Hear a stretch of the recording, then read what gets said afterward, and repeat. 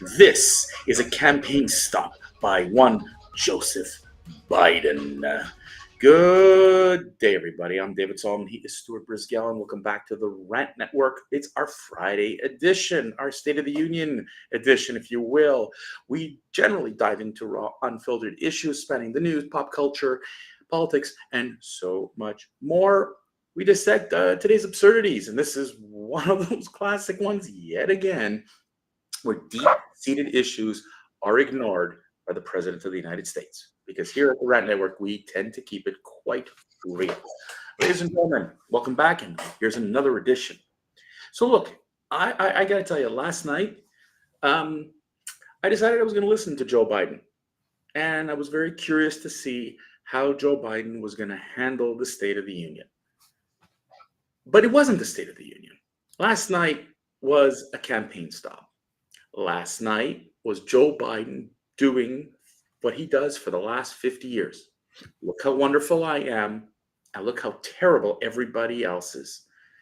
And yet, despite the cheers of 4 more years from the Democrats, and despite the ongoing BS that he spun last night, I don't think, Stuart, the American population bought what Joe Biden shoveled last night. Stuart, you're an American. What say you? Well, first of all, let's go to ChatGPT and ask it about State of the Union address. President Biden 2024 State of the Union address was delivered a forceful speech highlighting his work on the economic issues, drawing a contrast with his likely 2024 running mate, right? Donald J. Trump. So let me ask you a question. Let's talk about the state of economic affairs in the United States. How about they suck? How about millions of Americans can't afford to put bread, milk, or cheese, or poultry, or beef, or potato chips on the table? Why? Inflation, inflation, inflation. But Joe Biden's solution to this is, I'm going to make those company executives make less money and limit their salary. Wow.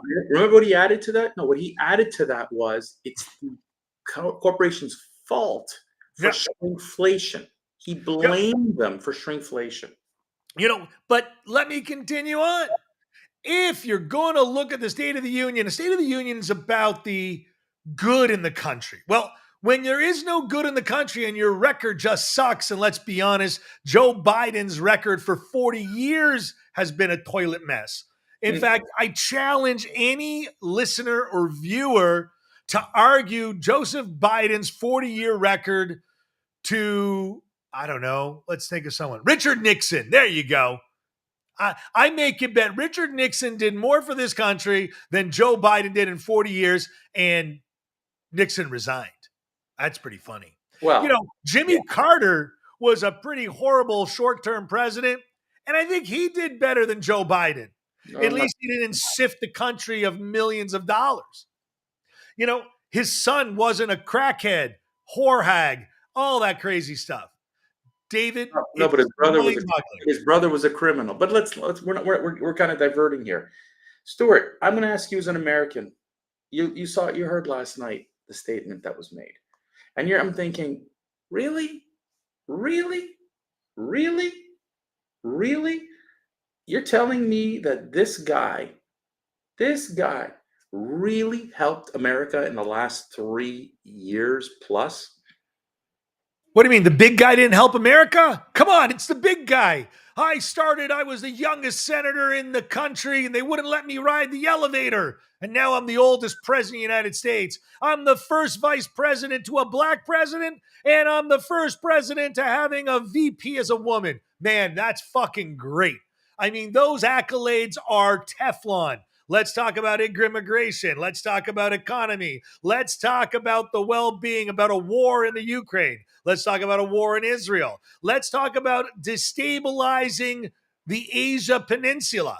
And let me tell you something. The only thing that Joe Biden could say, my running person I'm running against, what's his name? I can't recall. No, my predecessor. My predecessor, you're right. Sorry, I got it wrong. My predecessor, and blame him. Listen, in politics, if you have no record to run on, blame the last guy, blame the guy to come in and invoke fear into the world. And you want to know something? The Democrats are whores when it comes to this. Whether you're Debbie Wasserman Schultz, whether you're Ocasio, whether you're, I don't know, the progressive, what's her name? Drawing a blank, Palestinian. Rashida Tlaib. Rashida Tlaib. There you go. Like these people with paddles. How disgraceful in the House. You're going to have a paddle. Are you kidding me? They should have paddled that woman right out of the damn place. It's a weapon. You're bringing a weapon into it's just insane. Did I hear about January 6th? Oh, yes, we have to invoke January 6th. Why not? I think we should invoke the scandals from Hillary Clinton on up, or it's just disgusting. Biden is a joke. He doesn't know who he is. He can read a teleprompter, and he was probably so pumped up of steroids and caffeine to get him that going. But when he stopped and took a pause and looked into the audience, lights weren't on. He's a feeble old guy. I mean, I wish the guy well, let him live to 120, but just not as president of the damn United States. Maybe as a stuffed animal, oh, look, there's a president. He's still alive. It's nice. He's so old. But to actually have this guy run for another 4 years is a disgrace. It's not a disgrace for old people. Old people should enjoy and relax and not be used and abused. Jill Biden is using this guy and milking him like a cow. That's all they're doing. The Biden family's milking Joe Biden for his reputation, his name, his connections, and invoking all kinds of shit. And you know what? Kamala Harris in the back, the hyena.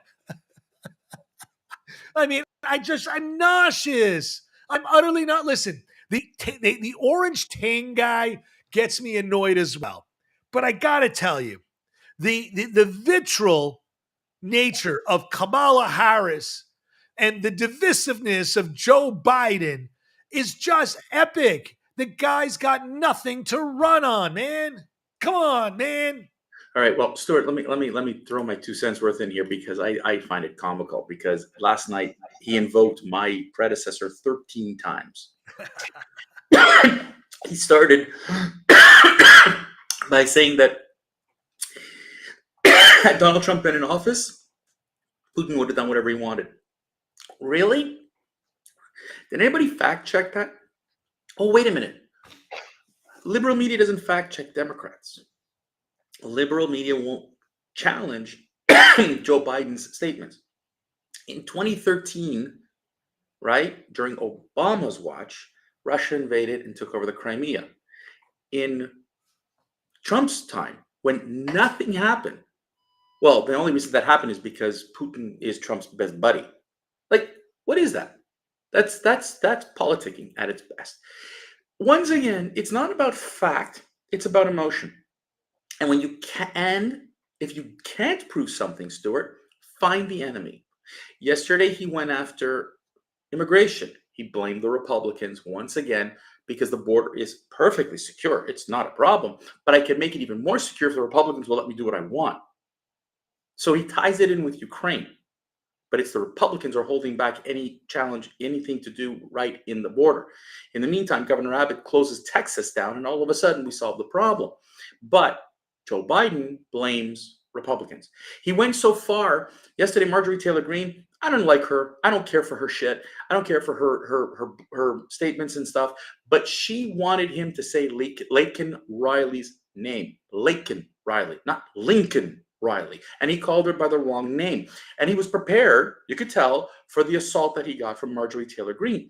However, he called them illegal immigrants, which his own administration said, don't ever use the word illegal. He went off script. The problem with Biden is that he himself knows that this is all about politicking.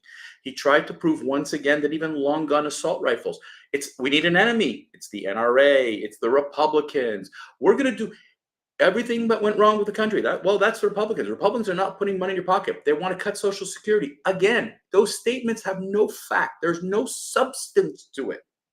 Just because MSNBC says that that's true, it's not true. Just because MSNBC mocks the border, and I got to tell you, Ted Cruz lost his mind because MSNBC mocked the whole thing about the border. That the border is a Republican creation, and you hear this in the speeches. Stuart, yesterday, the entire speech was all about re-elect me. I am wonderful. The Republicans are bad. The NRA are bad. The rich people, hold on, Stuart. The rich people should pay their fair share of taxes. How many times have we heard this?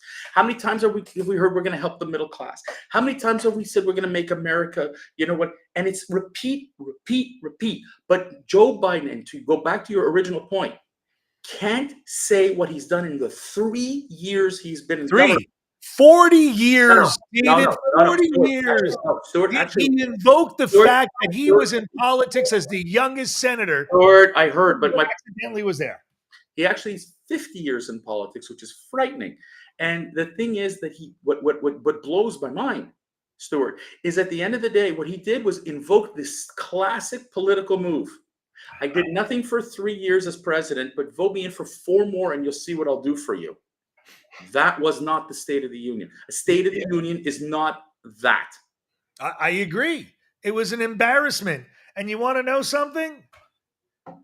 Him clamoring that his undying, unwavering support of Israel.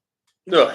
And then he goes and says, I'm demanding a ceasefire. I'm demanding humanity. No, I'm negotiating. I want to ask, no, he's demanding. I want you to do me a favor. How many times has President Biden demanded that Vladimir Putin exit the Ukraine? How many times did Vlad? No, he said hold on. He said he wants Putin out of Ukraine, but he does nothing about it. He doesn't demand it. No. He's said it. I'll give him his due. He has told Putin he wants him out of Ukraine. But the difference is this: where Joe Biden was trying to play Trudeau-like politics, that balancing. I need to remember that I'm going to lose Michigan because of all those Arabs who are going to lose. I'm not going to vote for me. Listen to what he said. He did invoke that Israel was attacked by Hamas. He did go so far as counting that. But then he flipped it and said Israel's responsible for the safety of the people of the Palestinians. I'm sorry. A terrorist organization that you claim was voted in as a government and Israel's responsible for their safety? That's the cockeyedness. And what you said about holding the placards, listen, you want to do that? Do that. I actually don't care because I saw others wearing labels that said 153. And so it's 153 days since Israel was attacked. I have no problem with this. I have zero problem with it. I have a problem with a president who plays both sides and thinks he's going to get both sides. A real leader stands up for the right thing to do. And Joe Biden is trying to get reelected, not do the right thing. That was very clear in last night's speech. I don't know when a Biden has done the right thing, and I challenge you on that. The line of the night to me, and I sat with my father-in-law listening to it last night, and the line of the night came. He says, "We need to tax the rich, and the rich should pay their fair share of taxes." And my father-in-law pipes out, "When is the Biden family going to pay their fair share?" That was brilliant. Loved it. But the fact checkers aren't going to go after Biden on this. It's only going to be Fox and Newsmax and all the rest of the conservatives because they're doing that homework.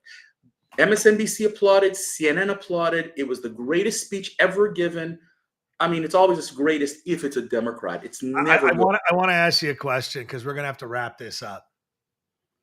I hope a reporter asks him, "How did you feel about your State of the Union address?" And him go, "Yeah, no, you know what, Stuart? I got to tell you something. Yesterday, I watched Joe Biden at his best. He is good at this. He's a good campaigner. He's good at handshaking. He knows the game. You saw how many selfies. It took him 15 minutes to get to the dais. It took him well over 20 minutes to get out. He's good at that. But in 2024, you can't do that anymore. And I'm sorry, when you sit there and you tell everybody that you're trying to knock out China and then you set up your own TikTok account for your campaign, it shows you the hypocrisy. Stuart, last word to you, my friend. Last word is the campaign has started, guys. Dun, dun, dun, dun, dun. I would Eight, say let's get ready too, but we'll get edited out because Buffer's got that. But I nine. will tell you this, it's going to be a rumble. Yeah, we got 8 months of this stupidity. Ladies and gentlemen, thanks for tuning in to our final episode of the week. We hope you found something out of this conversation. Catch us every Monday, Wednesday, Friday, noon Eastern is when we broadcast. We don't broadcast live, but we don't edit it. We take one take and we just shoot it out. Engage us on social media, folks. Share your perspectives. Please subscribe on the YouTube channel, subscribe on our website. We generally value your feedback. We've been getting some great comments of late all over the place. Please keep it going. And in the meantime, enjoy the weekend. Stuart?